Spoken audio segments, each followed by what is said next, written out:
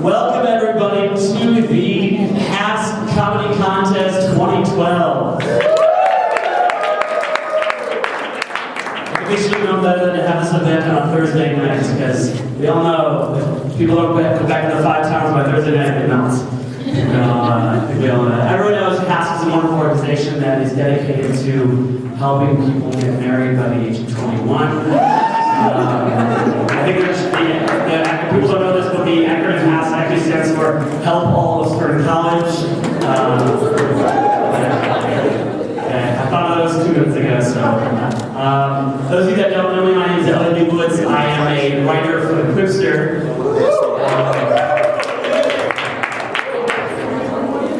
Those of you that don't know what the Quipster is, you probably aren't going to the bathroom enough.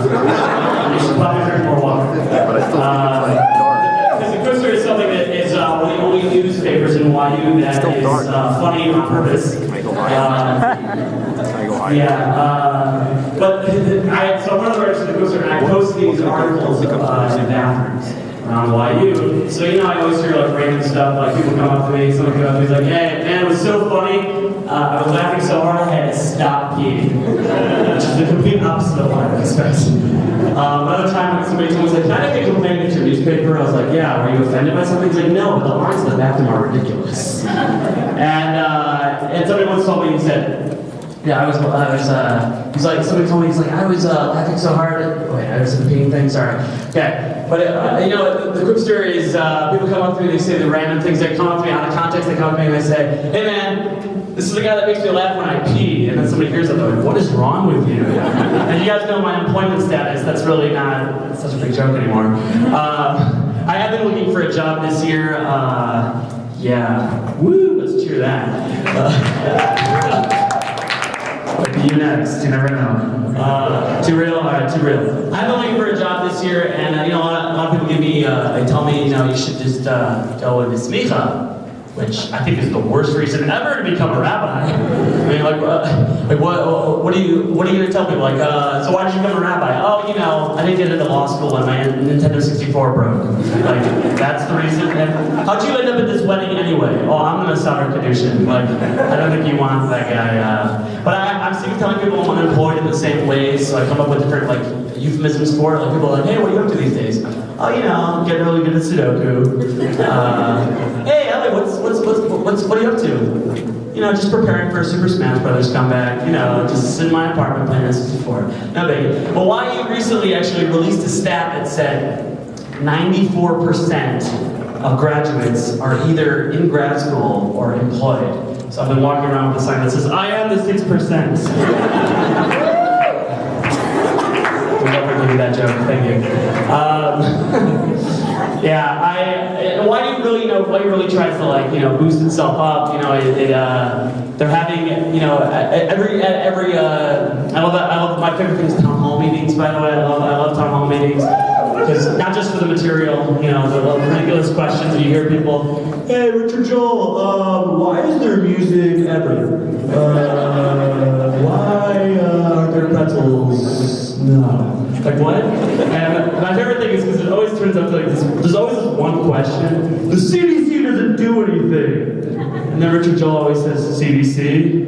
And they're like, "We do stuff. Gave away chips and pretzels last week, huh?"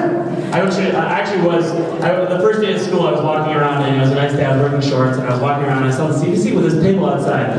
And I took chips and cookies, because come on, it was free, that's why you're all here. Okay, and pizza. So I was, they're outside with the chips and cookies, and I said, I took some chips and I was like, "Oh, when can I make an appointment with you guys?" They said, "Oh, yeah, whenever you want." "Well, what year even want you?" And I got puzzled. I was like, "Who's to say I didn't already graduate?" He said, "Because you're wearing shorts on a Wednesday." Touche, CDC, touche. But I heard Richard Joel say something recently. I think he said, "Where else could you get a yeshiva university education?" Yeah, and I don't know, Anders, what kind of question? What kind of question is that? And I heard, at graduation we try to have, inspiring speakers to inspire the graduates, this year at Barnard, they're having President Barack Obama speak at their graduation to remind, okay, easy everybody. It's like, ooh. So they're having Barack Obama speak to remind the graduates, you know, you can do anything, and you can also become a black president. Like, they tell everybody that. And why you, and you know, following the same thing, YU at our graduation, my graduation last year had President of NYU, John Sexton, speak. Because they wanted to remind us why we should have gone somewhere else.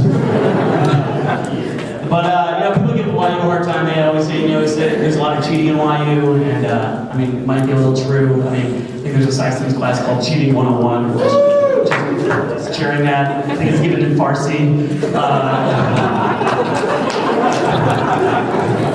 Like, let's be honest, come on. Like, the only Hebrew word some IBC guys know is the word Minnesota. Like, okay, girls don't get that. Think about it. Well, like, you know why he was allowed to cheating, because you know why he was allowed to cheating when even Golan gets an A. I think that's. Yeah, now you're regretting that Sadie's laugh that you had. They call it Sadie's, by the way, because by the time you're done with it, you feel like an 85-year-old man about to die. But before I introduce, what's last thing before I introduce our first comedian, I just noticed that YU treats its grad schools like different children. Like, you always hear about Einstein and Cardoza, because you always hear, it's like, oh, you know, and it's like bragging about its children. It's like, oh, you know, one of our kids is in med school, one of our kids is a doctor, and the other one's a lawyer. And we got 3 kids living in the high school capital. Honey, what's Bernie doing again? Jewish studies, I told you! Yeah, I was hoping I would.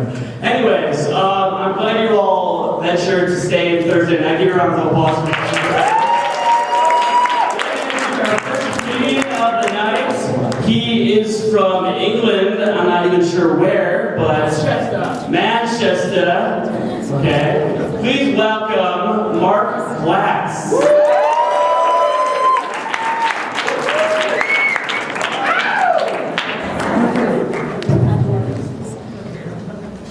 Well, is this?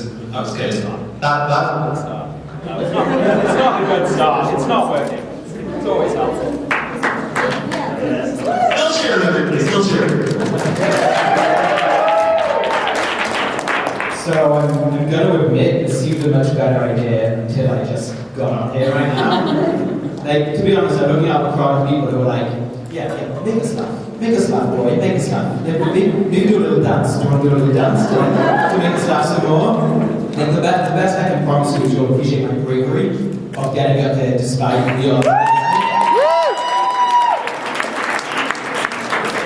And if all else fails, I'll just, you know, start saying X, Y, Z, start talking about my trousers, and the good old-fashioned 10 points for Gryffindor! So one thing about being an Englishman in America, I love your politics. American politics is so much more exciting than English politics. In England, English politics is boring. All we ever talk about are education, the economy, like, no one cares about those. In America, Americans understand what people care about. American political debates are things like, who should we wage war on next? You know, should people who have an abortion be shot as well? Or my personal favorite, it was one from last year, but, so is it actually possible for a black man to be born in this country?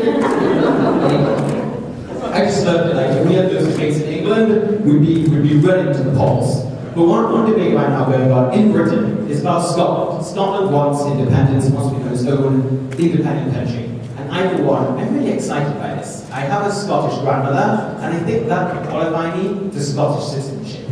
The mere thought has had me go William Wallace or Braveheart on everything. I was stood in front of my mirror this morning, and I'm like, you may take our lives, but you'll never take our freedom! And obviously, the first thing I'm going to do as a Scotsman is stop wearing a skirt. They call it a kilt, but we all know it's a skirt. And what I'm going to do, wearing my skirt, is I'm going to walk straight into the blood beverage rush early in the morning. And anyone who dare challenge me, I'm just going to look them in the eye and be like, freedom! Freedom!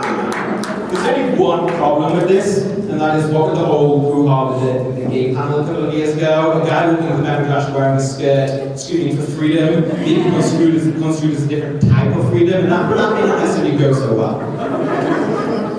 Another thing that I really struggle with in America are grades. Allow me to explain. At University in England, exams are impossible. A pass is 30. An A is a 70, and only geniuses get above a 70.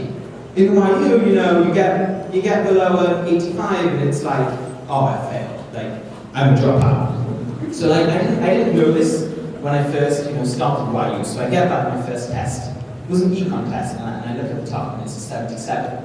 And I'm still thinking, this is England. Like, I'm a G. No one gets a 77. I'm starting becoming an economics major. I'm going to go to PhD. I turn to the guy to my left, the fool to my left, and I'm like, fool, what did you get? And he turns to me, he's like, 96. And I'm like, I am failing college.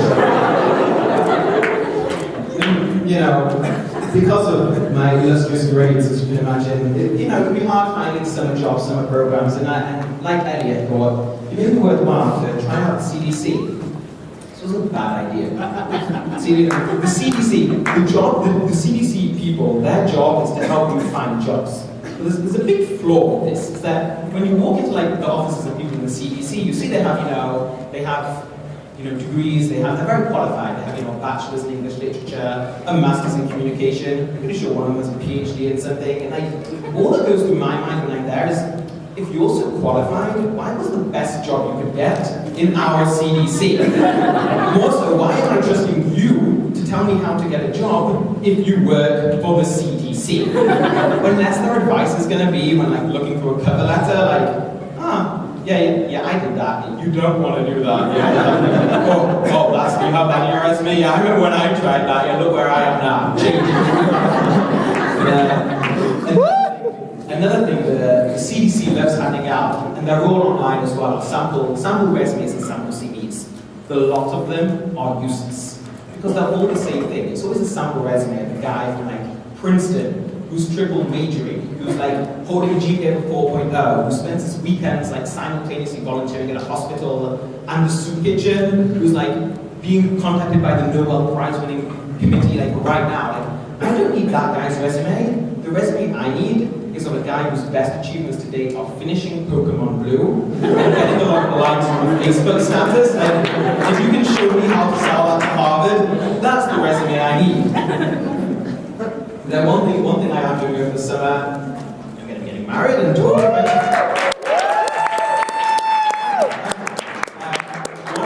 out to returns, what do you do for your honeymoon? And I really get confused by why people go on honeymoon. It's a lot of people seem to, fly halfway across the world to sit on their backs and do nothing for a week. And I don't get it because we're all students here. What do we do most of the time? We sit on our backs doing nothing. I don't see the value in spending thousands of dollars to fly halfway across the world just to lie on my back and do nothing without my laptop. It just, it seems nothing to me. But one thing that I'll leave you with tonight is there's been an interesting development in my love life. Don't worry, this isn't going to be awkward. It's actually a very, very different love life, and I'll explain. On Sunday, I got glasses for the first time. I only need them for reading, so I'm not wearing them now, but I got glasses for the first time.